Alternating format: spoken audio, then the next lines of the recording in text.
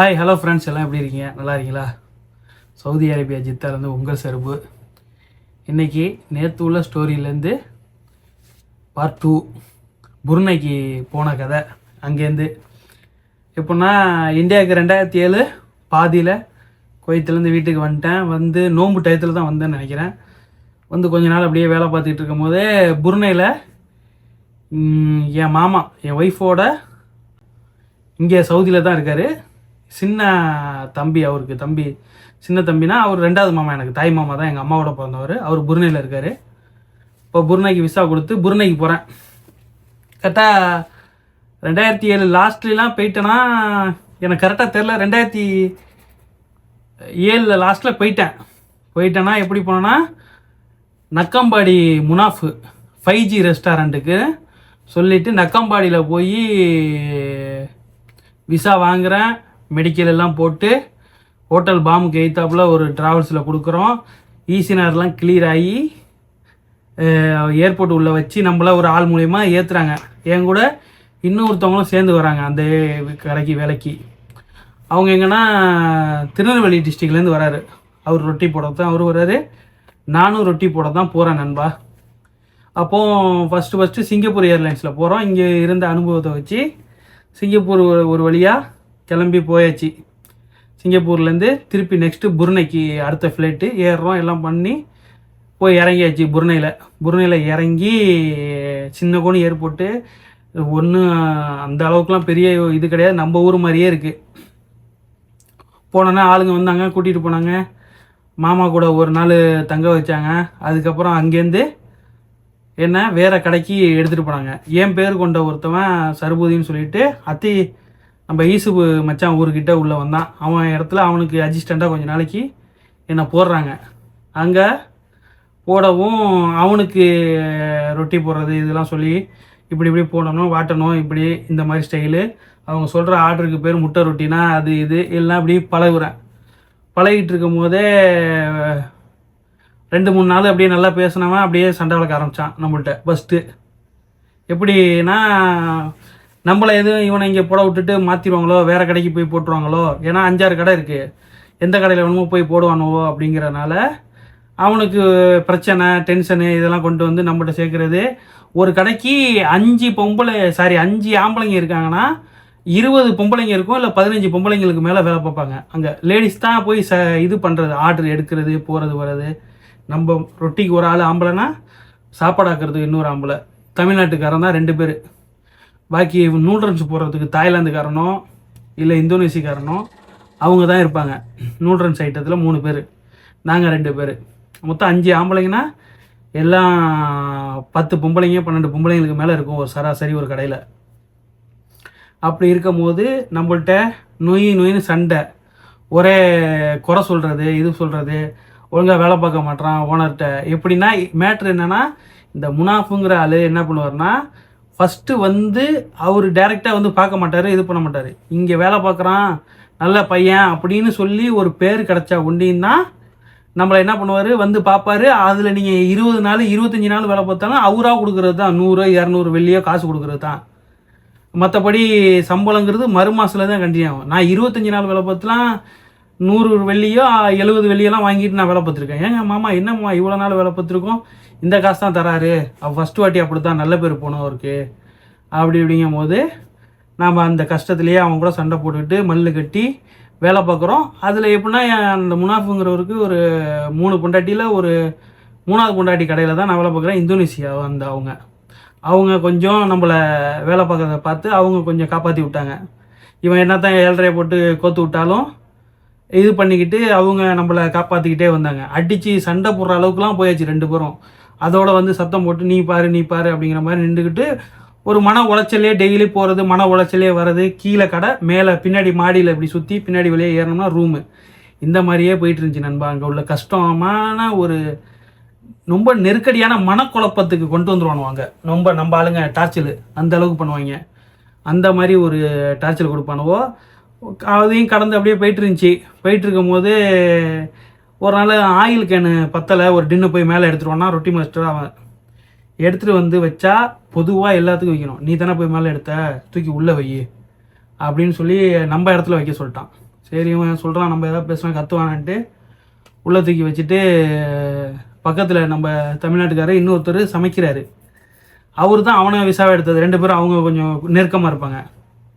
அப்போ என்ன பண்ணுறான், ஆயில் எடுத்துகிட்டு வந்து எங்கே சருப்பு அங்கே உள்ளே வைக்க சொல்லிட்டாப்புல அப்படின்னோடனே, எப்படி நீ உள்ளே வைப்ப, நீ என்கிட்டே கொடுக்கணும், நம்ம எல்லாருக்கும் போதில்லை, நான் இப்போ போய் ஆயில் எடுத்துகிட்டு வரணுமா அப்படி இப்படின்னு விடாமல் நம்மளை மடக்கி அவனும் சண்டை வைக்கிறேன். ஏங்க அவர் வைக்க சொல்கிறாருன்னு சொல்லிட்டா நீங்கள் அப்படி இருந்தும் என்கிட்ட நீங்கள் எப்படிங்க இதை கேட்பீங்க அப்படிங்கிறேன். உடனே அடிக்கிறதுக்கும் இதையும் தூக்கிட்டு சண்டைக்கு வரானுவோ. ஒரு மாதிரி நம்மள ரொம்ப மன உளைச்சலை உண்டாக்கணுவாங்க. அது ஏன்டா இவனுள்கிட்ட இருக்கிறோம் போகலாம் அப்படிங்கிற மாதிரி. அப்புறம் ஒரு கட்டத்துக்கு மேலே நீ ஒண்டியமாக ரொட்டி போட தெரியுமா, ஏங்க ஊர்லலாம் நான் ரொட்டி போட்டவங்க, என்னங்க ஒண்டியமாக போட தெரியுமா அப்படின்னு சொல்லி ஓனர் தரப்புலேருந்து வந்து கேட்டு உட்காந்து அந்த ரொட்டியெல்லாம் பார்த்துட்டு சரி போடுறான் அப்படிங்கிற மாதிரி. இதில் என்ன மிஸ்டேக் நான் ஒன்று பண்ணிட்டேன்னா, நான் ரொட்டியை நல்லாவாது போடாமல் இருந்திருக்கணும் கரெக்டாக. ஏன்னா என் கூட வந்தவங்க, எனக்கு முன்னாடி வந்தவங்களாம் வேறு ஊர்லேருந்து வந்தவங்களாம் ரொட்டி ஒழுங்காக போடலன்ட்டு இவனை விசாய் எடுத்தாலும் கொண்டுட்டு போய் மலாய்க்காரன்ட்ட வித்துறானுவோ. அந்த நாட்டுக்காரன்ட்ட அவனுக்கு கடை வச்சு அவனுக்கு அந்த ரொட்டி போடுறதே பெரிய விஷயமா இருக்குது, நல்லா தான் இருக்குதுன்னு நினச்சிக்கிறானுவோ. உடனே அவனுகிட்ட போய் அவனு சோசியலாக ஃப்ரீயாக சந்தோஷமாக நாட்டுக்காரன்ட்ட எந்த கரைச்சலும் இல்லாமல் இருந்திருக்கானுவோ. நானும் நல்லா ரொட்டியை போட்டு காமிச்சோன்னா இங்கேயே நம்மளை வச்சுட்டானோ அவனு கடையிலேயே. உடனே என்னை கொண்டு போய் நேராக துத்துவாங்கன்னு ஒரு ஏரியாவில் அங்கே கொண்டு போய் என்னை ரொட்டி மாஸ்டராக போடுறாங்க.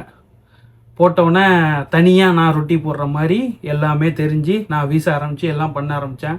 ரொட்டி போட்டுக்கிட்டு இருந்தேன். அங்கே எப்படின்னா அந்த கடையில் 3 பேர், ஒரு தமிழால் தான் நூல்ரன்ஸு போடுறாரு, தமிழால் தான் சாப்பாடு ஆக்குறாரு, தமிழால் தான் ரொட்டி போடுறேன் நான். பாக்கி வேறு நாட்டுக்காரனுவோ ஒரே ஒருத்தவன் சைடில் ஜாமான்லாம் எடுத்து கொடுக்குறதுக்கு இந்தோனேசியக்காரன், பாக்கி ஒரு 7-8 பொம்பளைங்க வேலை பார்க்குதுங்க. அதில் என்ன மேட்டர்னா எல்லாரும் அங்கே பொம்பளையை வச்சுக்கணும் ஒவ்வொருத்தவன். அப்போ காலையிலே மைலோவை தான் போட்டு சூடாக டீயாக கொடுப்பாங்க, மைலோவை தான் குடிப்பாங்க எல்லோரும். காலைல போட்டு ஃபுல்லாக கிளாஸ் ஃபுல்லாக கொடுத்துருவானுவோம். அந்த லேடிஸ் தான் அங்கெல்லாம் போடும் அந்த இது. இப்போ சீனி கம்மியாக போடுன்னு போய் கிட்ட சொன்னால், என்னத்துக்கு ஏன்ட்ட போய் பேசுகிற, எதுக்கு பேசுகிற அப்படிமானுவோம். ஐயோ டீ காப்பியில் சீனி கம்மியாக போட சொல்லி தான் கேட்டுட்டு இருந்தேன், இதெல்லாம் இல்லை வேறு டீ. யார்கிட்டையுமே அவன் ஒரு ஆள் வச்சுக்கிட்டு பேச விட மாட்டானோ நம்மளை. அந்த மாதிரி அவன்லாம் நல்லவன் மாதிரியே நம்மள்கிட்ட சிரித்து பேசிக்கிட்டே நம்மளை பின்னாடி மாட்டி விட்டுக்கிட்டு வேலை தெரில, ஒன்றும் தெரில, ரொட்டி வீச தெரில அப்படி இப்படின்னு இருக்கான். எங்கே என்கிட்ட வா ரொட்டி வீச தெரிலன்னு எவனா போட்டிக்கு வாங்கடா அப்படி இப்படின்னு அங்கேயும் சண்டையை வளர்த்து எல்லாம் பண்ணி இது பண்ணானோன்னா, என்னடா நீ போகிற இடம்லாம் சண்டையாகுதுன்ட்டு நேராக என்னை தூக்கி அங்கேருந்து மன்னர் பள்ளிக்கிட்ட ஒரு டெலிமா இல்லை, மன்னர் பள்ளியும் இல்லையே, பள்ளிக்கிட்ட தான் ஃபஸ்ட்டு வேலை பார்த்தேன். அந்த மன்னர் பள்ளிக்கிட்ட அதுலேருந்து தான் துத்துவாங்களை போட்டானோ. துத்துவாங்கலேருந்து தூக்கி இன்னொரு கடைக்கு அங்கே ஊருக்கு ஆள் போதுன்னொன்னே என்னை அந்த கடைக்கு மாற்றினோன்னே. இந்த துத்துவாங்களை வேலை பார்த்து ரொம்ப மெதுவாக ஓடும் வியாபாரம், ரொம்ப ஃபாஸ்ட்டாக இருக்கா, அதனால் என்னை அங்கே சிங்கிளாக சமாளிப்பான்னு சொல்லி போட்டுட்டு இன்னொரு இடத்துக்கு என்னை கொண்டுட்டு போய் போட்டாங்க. அங்கே எப்படின்னா மேனேஜர் எல்லா இடத்துலையும் தமிழ்காரங்க ஒரு மேனேஜர் இருப்பார், அவர் தான் கரெக்ட் பண்ணிக்கிட்டு இருப்பார் எல்லாத்தையும். அங்கே எப்படின்னா நஜீர்னு ஒருத்தவன் மேனேஜராக இருந்தான். அவன் எப்படின்னா ஃபுல் தண்ணி, நைட் ஆனால் தண்ணி அடிச்சிடுவான். எப்படின்னா அவன்கிட்ட அடி பணிஞ்சே போகணும், எல்லாருமே அடி பணிஞ்சு அவன் சொல்கிறத கேட்டுட்டு மற்றவனை போட்டு விட்டுக்கிட்டு தான் வாழ்கிறானுவாங்க. அவன் கெட்ட வார்த்தையில் அவங்க அம்மாவை பற்றி பேசுனா கூட வாங்கிக்கிட்டு தான் நிற்கணும், எதிர்த்து பேசக்கூடாது. அப்படிலாம் இருக்குண்டான்னு நம்மளுக்கு முன்னாடியே வேலை பார்த்த இடத்துல எல்லா இடத்துலையும் அந்த நஜீருங்கிற ஆளை பற்றி நமக்கு நல்லா தெரிஞ்சுக்கிச்சு. தெரிஞ்சும் அப்புறம் நம்ம என்ன பண்ணோம், போவோம் அப்படின்ட்டு போய் வேலை பார்த்தேன். பொம்பளை வீட்டில் இருந்தால் பேசக்கூடாது, நான் இல்லைனா இருந்தாலும் சரி பேசக்கூடாது, உன் வேலை ஏதோ அதை தான் பார்க்கணும் அப்படி இப்படின்னு ரொம்ப டைட் பண்ணான் அந்த ஆள் நஜீருங்கிறவன். ஏன்னா என்னோடய செய்தியெல்லாம் அனுப்பியிருக்கானோ போல இருக்கு, இந்த மாதிரி சண்டை வளர்ப்பான் இது பண்ணுவான்ட்டு சொல்லி அவன் ஃபோனில் அடித்து சொல்லியிருக்கான் அங்கே கடையில். அப்படி இருக்கும்போது எவனுமே சரித்திரத்தில் அங்கே அவனை எய்த்தே பேசுனதில்லை நண்பா. அப்படியே ஓடிக்கிட்டு இருந்துச்சு. ஓடிக்கிட்டு இருக்கும்போது அது சமைக்கிற ஒரு சாஃபின்னு எனக்கு கூட்டாளி தான் ஒருத்தர் அங்கே இருந்தார். அங்கே இருக்கும்போது அவன் டெய்லி அவர் நைட்டானால் தண்ணி அடிச்சுட்டு என்ன பண்ணுவான்னா, இவர் போத்திக்கிட்டு தூங்குவார். மேலே பத்தியை கொளுத்தி ஓரத்தில் வச்சு மௌத்தான அடக்கம் பண்ணுறதுக்கு அந்த துணியெல்லாம் மூணு மாதிரி வெள்ளை துணியை போட்டு மேலே மூடி வேணுக்குன்னு இப்படி பாத்தியா ஊதுற மாதிரி இது பண்ணுற மாதிரி அவனை போட்டு தண்ணி அடிச்சுட்டு போதைக்கு அவன் அடித்த போதைக்கு இதெல்லாம் பண்ணுவான். என்னண்ணா இப்படி பண்ணுறீங்க, அவர் தூங்கிட்டு இருக்காரு, ஏன்னா தேவையெல்லாம் பண்ணுறீங்க, ஒன்றும் வேலையை போடுறா அப்படி விடுவான். சரி நம்ம எதுவும் பேசக்கூடாது, நம்மளையும் சேர்த்து பேசுகிறான் அப்படின்ட்டு அப்படியே அடங்கி அடங்கி அடங்கி அப்படியே பொறுமையாக அங்கே கொஞ்ச நாள் அப்படியே அவன் பேசுகிறது. ஆனால் நம்மளை எதுவுமே திட்டல, கரெக்டாக வச்சுக்கிட்டு இருந்தோம், நம்மளும் கரெக்டாக போய்ட்டு இருந்துச்சு. ஒரு கட்டத்துக்கு மேலே அவனை ஊருக்கு அனுப்பி விட்றாங்க நம்ம சாஃபிங்கிற ஒரு ஆளை. எப்படின்னா எப்படி 11 மணிக்கு ரொட்டி இந்த சாப்பாடு ஐட்டம்லாம் செஞ்சு முடிக்கிறாங்கன்னு வச்சுங்க, அப்போ தான் வந்து டிக்கெட்டை கொடுப்பானுவோ. டிக்கெட்டை கொடுத்து நம்ம துணி கிணிலாம் துவைக்கிற துணி சோப்பு தூளை போட்டு வாளியில் தான் ஊற வச்சு கையால் தான் துவைக்கணும். Washing machine easy machine AC ஈஸிலாம் இருக்காது, வெறும் ஃபேன் ஒட்டி தான் ஓடும், எதுவுமே வாங்கி கொடுக்க மாட்டானுவோ.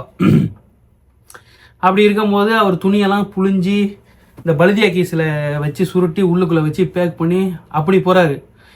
என் மாமாட்டம் என்னையெல்லாம் அப்படி தாண்டா அனுப்பியிருக்கானோ, இது முடிக்க நாங்களாம் அப்படி தாண்டா போயிருக்கோம், எல்லாம் 11 மணிக்கு மேலே அன்னைக்கு இங்கே தாண்டா சொல்லணும், நாமளாக தாண்டா கொஞ்சம் கொஞ்சமாக ஜாமானை வாங்கி வச்சுட்டு போகணும். அதெல்லாம் என் மண்டையில் ஏறிடுச்சு, எல்லாரையுமே அப்படி தான் அனுப்புகிறானோன்னு தெரிஞ்சுக்கிட்டேன். உடனே அவர் போனோன்னே வேறு யாருமே டார்ச்சல் பண்ணுறதுக்கு ஆள் இல்லாமல் நம்மள்கிட்ட வந்தான்.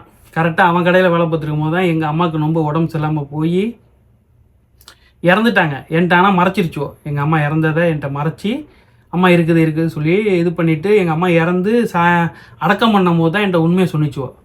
நான் அன்னைக்கு பார்க்க கரெக்டாக முதல் நாள் எங்கள் அம்மா இறந்து போகும்போது அல்லாக்கா சொல்கிறேன், இது உண்மையாக சொல்கிறேன், நான் மயக்கடிச்சு கடையிலேயே விழுந்திருக்கேன். எதுவுமே இல்லை, எனக்கு சாதாரணமாக ஒரு மாதிரி கேரியாக இருந்துச்சு, அன்னைக்கு கேரியாக இருந்துச்சு, எந்த ஒரு இதுவும் இல்லை. கேரியாகி நான் மயக்கடிச்சு கீழே விழுந்துட்டேன். என்னை எல்லாருமா கொண்டு போய் மேலே படுக்க வச்சுட்டு வேறு ஆளுங்களை வச்சு பார்த்துருக்காங்க. எனக்கு சத்தியமாக என்ன நடந்துச்சு தெரியாது. நீ கீழே விழுந்துட்ட சருப்பு, உன்னை தூக்கிட்டு வந்து இங்கே போட்டிருந்தோம் அப்படின்டா. என்ன இடான்னு பார்த்தா அங்கே மவுத்து, எங்கள் அம்மா மவுத்து ஒரு டயத்தில் நான் இங்கே மயக்கடிச்சு விழுந்திருக்கேன். உண்மையாக நடந்த விஷயம்.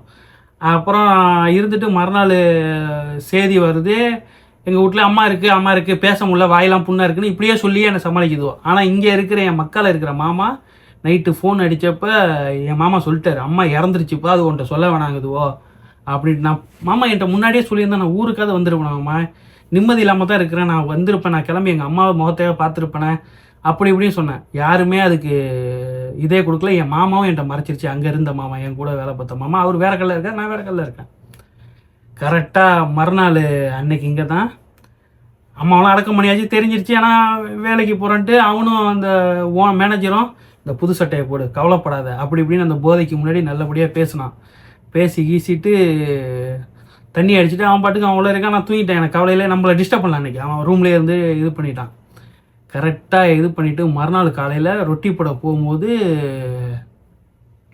அங்கே போய் நிற்கிறேன், ரொட்டி போடுறதுக்கு ரெடியாக நிற்கிறோம். கடையை திறந்தவொடனே சாப்பிட வந்துடணும். புருணையில் நம்ம 7 மணி கடையை திறக்கலாம், அதுலேயே ஃபோன் நம்பர் இருக்கும், போஸுக்கு ஃபோன் அடித்து சொல்லிடுவாங்க. அங்கே அது ஒரு விஷயம் இருக்குது. கடை திறந்து ரொட்டி ரெடி ஆகிட்டு இருக்கும்போது ஃபுல் போதையில் அவன் ரெட்டில் வந்து குளிச்சுட்டு இன் பண்ணிக்கிட்டு சரியான போதையில் உள்ளே வந்து, ஏண்டா தேவடியாமான இன்னும் நீ ரொட்டி போடாமல் இருக்குன்ட்டான். எனக்கு எங்கள் அம்மா இறந்தது டென்ஷனு, இதெல்லாம் அங்கே சூப்பா அப்போன்னு ஒன்று இவ்வளோ பெருசுக்கு நல்லா நீளமாக அப்படி எடுத்து ஊற்றுவாங்க. அன்னைக்கு தான் முதல் வாட்டியாக அவன் சொன்னான் அந்த வார்த்தையை.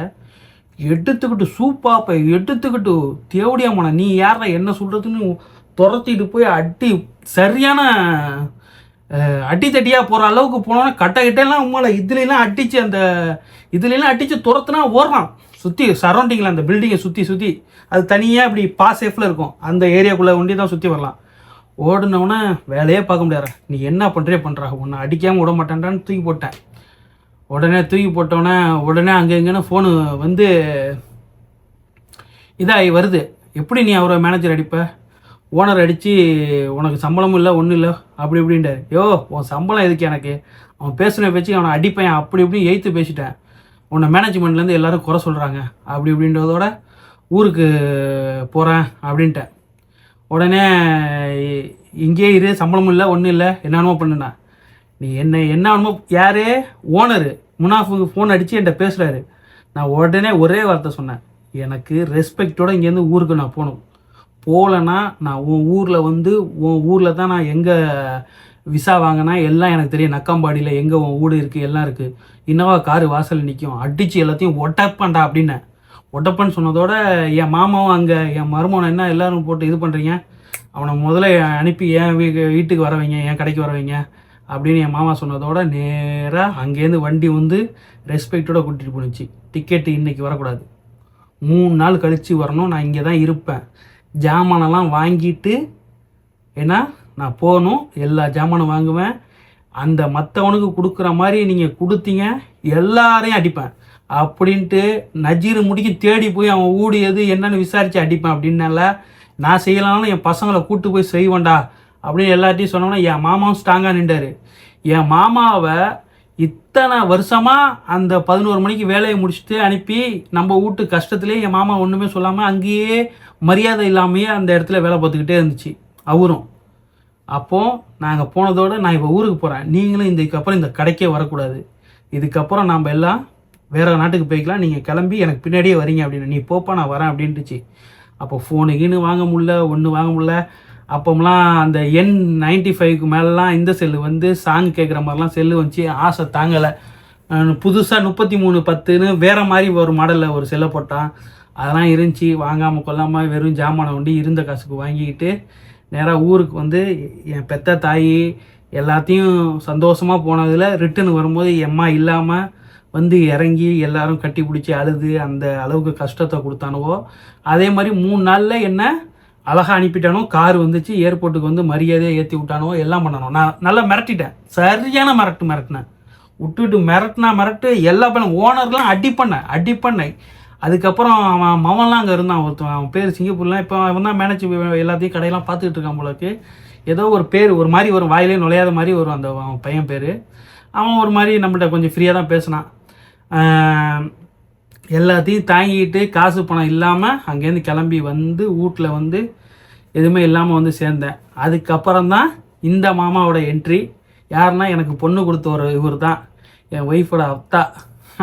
அவர் இங்கே இருந்துக்கிட்டு மறுபடியும் நான் விசா எடுக்கிறேன்னு சொல்லி ஊருக்கு எல்லோரும் வந்தோம். ஊரில் எல்லாம் சந்தித்து எல்லாம் இருந்துட்டு சவுதிக்கு என்ட்ரி ஆகிறேன். டிரைவிங்கு அந்த அரைக்குறை டிரைவிங்கோட சவுதிக்கு கிளம்பி வரத்துக்கு உள்ள விசா ரெடி ஆகிட்டு இருந்துச்சு நண்பா. அடுத்தது சவுதிக்கு வந்தது எப்படின்னு சொல்லிட்டு பார்ப்போம் அடுத்த வீடியோவில். ஓகே, பாய்.